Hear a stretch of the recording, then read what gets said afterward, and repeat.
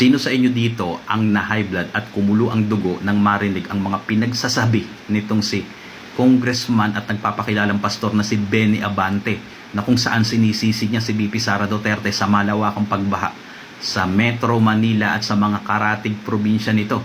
Dahil ang sabi niya, nagalit na daw ang Diyos kay Sara Duterte dahil hindi nagpapakita sa impeachment court para magpaliwanag. Kaya yun, nagpaulan daw at bumaha. Nakita mo na napakasinungaling nitong si Abante. Nagpapakilala pa naman siyang pastor. Pero yung kanyang pahayag, illogical, kasinungalingan. Bakit? Sapagkat kung titingnan mo ang problema ng pagbaha sa Metro Manila sa mga karatig probinsya nito, hindi ito maiuugnay sa impeachment trial ni VP Sara Duterte, lalong-lalo na kahit ang pag-uusapan yung confidential fund. Dahil kung titingnan mo, ano ba talagang ugat ng problema ng pagbaha? Di mapupunta ka dun sa flood control. Pag napunta ka dun sa palpak na flood control, mapupunta ka dun sa flood control funds at mapupunta ka dun sa mga congressman na nagnakaw ng pondo para sa mga proyekto ng flood control.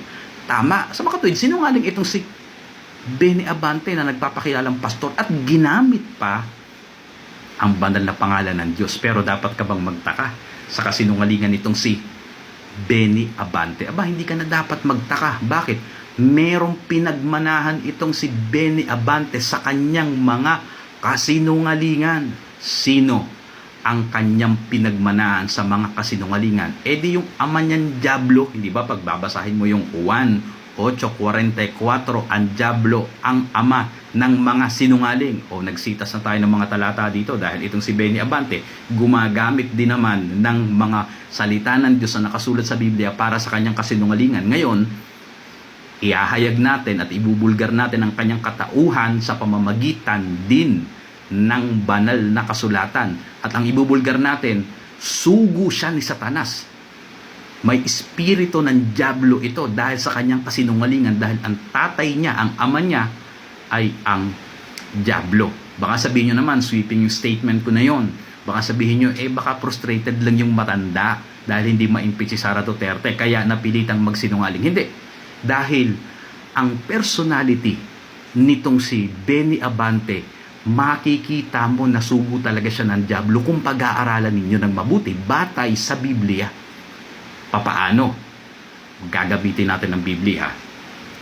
Si Benny Abante, hindi ba siya ay isang congressman? At ang congressman sa bansa natin, inihahalal yan. At batay naman sa mga talata ng Biblia na nakasulat sa Roma 13:1 at Daniel 2:22, yung mga hari at mga prinsipe, inilalagay yan ng Panginoong Diyos. Katumbas sa panahon natin ngayon, yung mga elected official, yung mga nasa gobyerno, inihahalal yan ng Diyos, inilalagay yan, may patnuba yan. Paano ihahalal yan ng Panginoong Diyos? Bababa siya dito sa lupa at ipagtuturo, ikaw presidente, ikaw vice president, ikaw ay congressman, ikaw ay senador. Hindi. Ang bansa natin ay naglatag ng isang pamamaraan batay sa ating konstitusyon o saligang batas para maihalal ang isang elected official katulad ni Benny Abante na congressman. Paano? Majority votes. Kung sino ang may pinakamaraming boto na nakuha, siya ang i-elect, siya ang ihahalal. Tama, kaya nga meron tayong kasabihan na Vox Populi, Vox Dei. Ang katumbas nun, ang tinig ng mga tao ay tinig ng Diyos, hindi ba akmang-akma doon sa talata na ating sinabi kanina na Roma 13:1 at Daniel 2:21? Tama. So sa makatuwid, ang tunay na halal ng Diyos na isang elected official dumaan sa tamang proseso.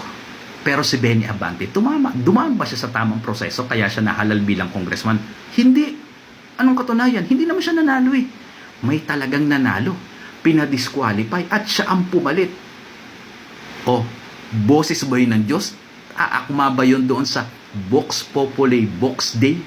Di ba hindi? At sino ang maghahalal sa kanya bilang isang congressman?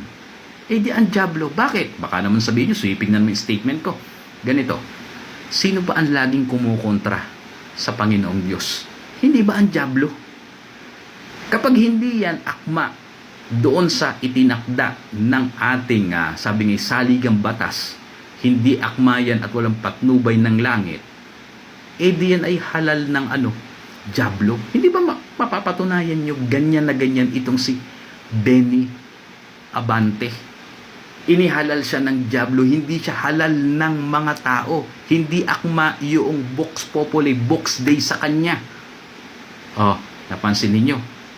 Baka naman tsamba lang yan. Meron pa. Sabi ko nga sa inyo, pagkakakilanlan niya ito bilang isang sugo ni Satanas para maghasik ng kasinungalingan at manggulo sa mga Pilipino. Papaano? Yung kasinungalingan niya na mismo. Yung halimbawa na sinasabi ko kanina, na kung saan ay na-high blood kayo, tumaas yung kumulo yung dugo ninyo. Di ba nung sinasabi niya, inuugnay niya si Sara Duterte sa malawakang hindi ba ganyan na ganyan din ang style ni Satanas kung papaano siya magsinungaling, kuhang-kuha niya sa kanyang amang dyablo? Papaano? Hindi ba may pangyayari sa Biblia nang si Kristo dinala ng dyablo sa isang mataas na lugar at tinukso siya ng dyablo? Ano sabi sa kanya? Magpatihulog ka niya. Kapag nagpatihulog ka, magsusugo naman ang Diyos ng anghel para iligtas ka. Pero anong sabi ng Panginoong Kristo sa kanya, sa dyablo? Huwag mo anyang tuksohin ang Panginoon mong Diyos. Bakit yung sinabi ni Kristo? Sapagkat hindi naman yun ang sinabi ng Panginoong Diyos eh. Ang sabi ng Panginoong Diyos, kung mapapahamak, magsusugo. Pero hindi mo dapat sadyain. Hindi ba? Hindi ba parehong-pareho sila ng dyablo at nitong si Congressman Abante kung papaano magtagni-tagni ng mga kwento at mga pangyayari para maghasik ng kasinungalingan? Binabaluktot nila yung katotohanan. Itong dyablo, binabaluktot niya yung salita ng Diyos. Ito namang si Benny Abante, ginamit niya yung salita ng Diyos. Hindi ba parehong-pareho? Suwak na suwak, akmang-akma yung ugali ng dyablo at ugali ni Benny Abante. At isa pa, yung pagkakahalal niya bilang isang congressman. Taliwas doon sa inilatag ng ating konstitusyon o saligang batas. Sa makatuwid, taliwas din doon sa kagustuhan ng Diyos na siya ay mahalal. Meron ka pa bang question dyan? Meron ka pa bang aalinlangan dyan na itong si Benny Abante ay sugo ni Satanas? Ngayon, baka makarating ito kay Benny Abante.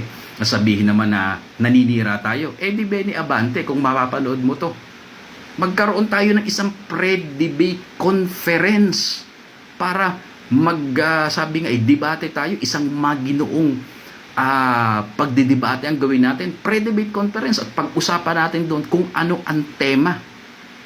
Pwede akong affirmatibo. At ang tema ko na patutunayan ay, patutunayan ko na si Benny Abante ay sugo ni Satanas sa Pilipinas batay sa mga talata ng Biblia at mga referensya.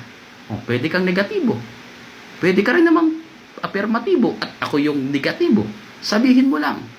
Magdedebate tayo at patutunayan ko sa buong Pilipinas na ikaw ay sugo ni Satanas. Yan ang espiritu mo, espiritu dyablo.